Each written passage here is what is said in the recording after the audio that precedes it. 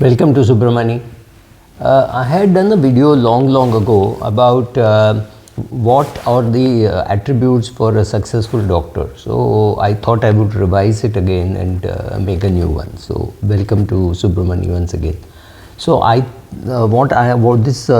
this episode is or this video is because of a lot of interactions that I've had with doctors. Many of you may be aware, and for those who are not aware, I must have interacted with about 7,000-8,000 doctors for sure over the last 10 years, when I have been going around the countryside talking to doctors, whether they are gynecologists, pediatricians, ophthalmologists, all of them, about their money and their finances. And that's the time when they say a lot of things about themselves, about their practice, etc. And here is my list, which I think is necessary to become a successful doctor.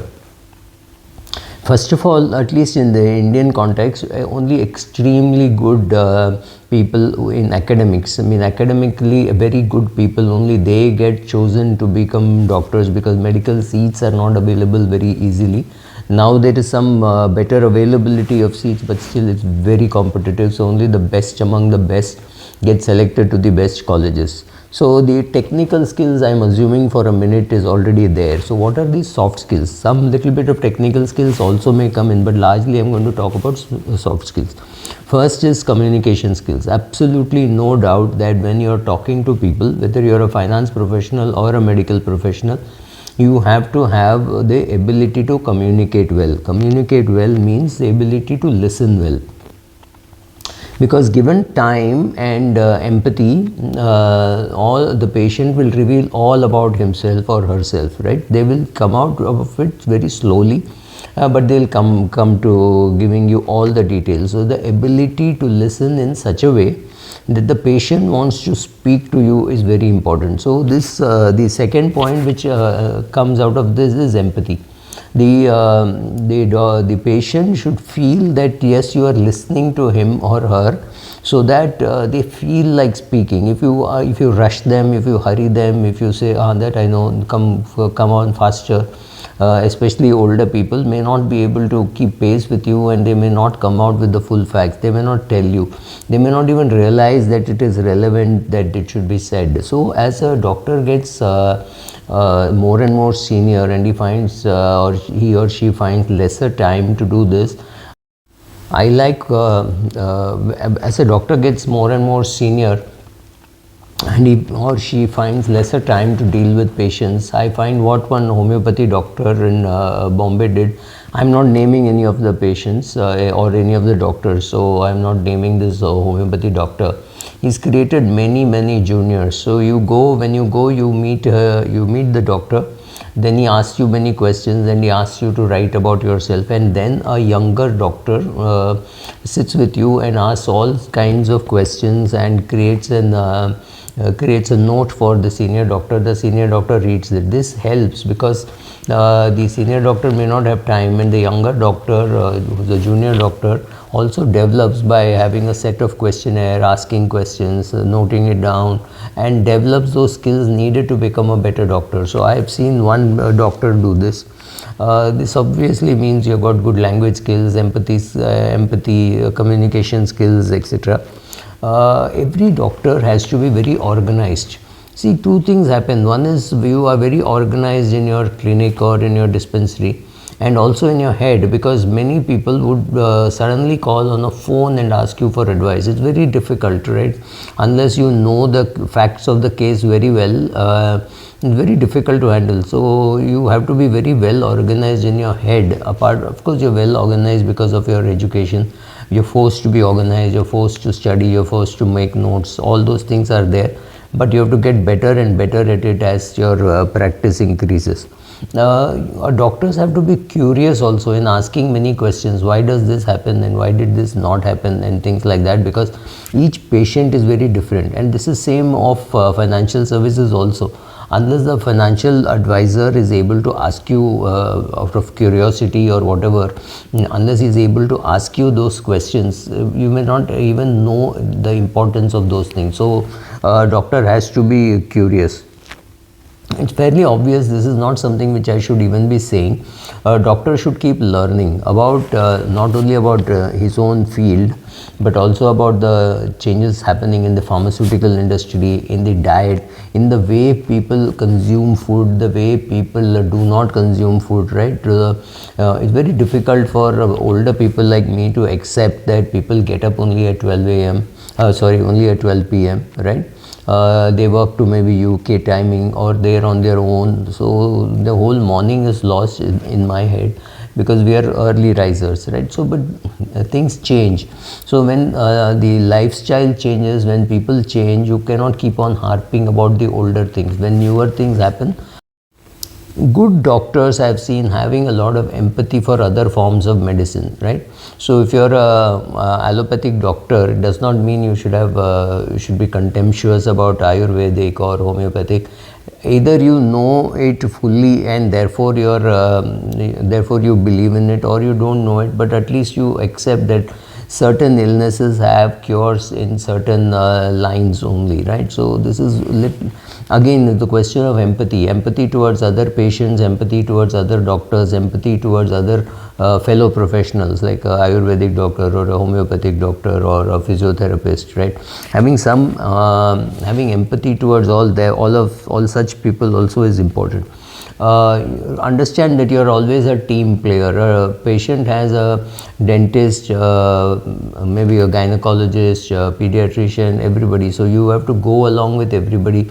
And once upon a time, there used to be a guy called the GP who sent you to a gynecologist or a dentist or a ENT specialist, anybody, right? He would be the focal point.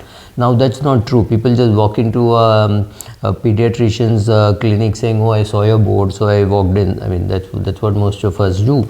So those things are important. There is no one focal point. So you have to understand how we work. So you have to be a team player. Of course, you have to be a team player even when you are doing surgery. But even in your real life as a doctor, I mean, as a pediatrician, you realize that you're one of the doctors that they are consulting. So being able to communicate with other doctors is also important. One more thing is, unfortunately or fortunately, our medical process of how you become a doctor, how you get selected, is very difficult, which there is a tendency for doctors to become very arrogant towards every patient, and they don't have enough patience to deal with them. This arrogance could come from feeling superior or things like that. So that has to be curtailed, and make sure that you got empathy when you're listening to when you're listening to the patient. Every patient is not just prescription and what can go wrong and things like that. That's of course there, but he's a human being. So being treated as a human being is something very important. Also, other skills like accounting and business skills are not taught in our MBBS colleges, right? Not taught at all, and these are also very important in your practice. So many doctors do not understand the basis of costing, right? So when you go to a big hospital, let's say you go to Apollo Hospital, and Apollo Hospital charges 1500 rupees for a visit. You want to meet any specialist, it's 1500 rupees or 2000 rupees. I have found that the biggest critic of hospitals are smaller doctors who say, oh, their charges are too high. But please understand, to run a big hospital requires a lot of effort, right? It requires air conditioning, requires infrastructure building, requires people. You have to create a waiting room. You have to, create a lot of other infrastructure along with a hospital. So all that costs money, so they will charge. So very important that to understand that the client understands that these costs are there. Some clients will pay, some clients will not pay. This is only for people who are willing to pay, right? Ability to pay, we are not even talking. Ability to pay has to be there. So these are hospitals which are run professionally, and they will cost you a lot of money. Now, same thing is true for a doctor's own practice. When he creates his own practice, he has to understand that he has a lot of overheads, right from air conditioning to electricity bills to people to everything, right? All those costs will be there. and if you are an ophthalmologist or a dentist, there's a tremendous cost of equipment. So all those costs will have to be included, and therefore dentist might charge you 3,000 rupees for cleaning your teeth, and you say, "अरे काम क्या है?" काम ये है that all the costs of the clinic have to be recovered from the patient. True for any doctor, true for any profession, right? So understand accounts, understand financing, and if you want to be in your own practice, understand bookkeeping, accounts, all that is very important. A doctor has to be emotionally intelligent and be able to handle adversities, right? So if you are a surgeon and you see a death on the table, it will take you a long time to recover from that, especially if you're a young doctor. As you get older and you see more such events happening, or you're experienced enough and you are emotionally more intelligent, you will be able to handle this better. But being able to handle emotions, being able to handle stress, all that is very important. And in Indian context, if you're working in a hospital, you have to be very smart and quick and maybe very fit and have some knowledge of judo and karate. You never know when you would get stabbed. It is terrible, but you have to be reasonably alert to find out patients how they behave. I mean, this I am exaggerating, but doctors getting attacked is very common, so I don't know how you will handle it, but knowing that such a thing happens in India is very important. So stress, handling stress, being fit, unless you are very fit yourself and you are not addicted to tobacco, alcohol, etc., you cannot see the ill effects of tobacco or alcohol or not being, generally not being fit. So if you are a cardiologist, you better. So cardiologist, you can't be a very fat and sloppy cardiologist. I mean, I'm not body shaming anybody, but if I go to a cardiologist, or if I go to a doctor for my fitness, I want to see, or a dietitian, I want to see a reasonably fit doctor. I don't want to see a fat doctor who has not taken trouble to keep himself or herself fit. I'm not being judgmental. I'm sure there are many people who are fat because of medical reasons, but I'm saying that the optics is very important. When I see the person who is my doctor and who says, oh, you have to be fit, you have to reduce weight, you have not eat oil, you have not or egg fried and blah blah blah, I want to know that whether he is able to implement it himself before he is giving me all this advice. Good problem solving abilities, because problems will arise pretty often, whether at the operating table or at the hospital where you're working or at your clinic, and therefore attention to detail, right? So when you're performing surgery or whatever you're doing, the attention to detail, even as a physician, the attention to detail is very important to know before you prescribe medicine, right? So also, it is important for doctors to avoid conflict of interest, right? As a pediatrician, people will ask you for referrals. As gynecologists, people will ask you for pediatrician references.